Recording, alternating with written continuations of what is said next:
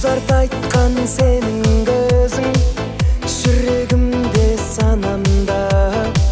Сүйген жарың сағындырды әрбір адамға. Аппақ құсым қайдасың деп мұқаға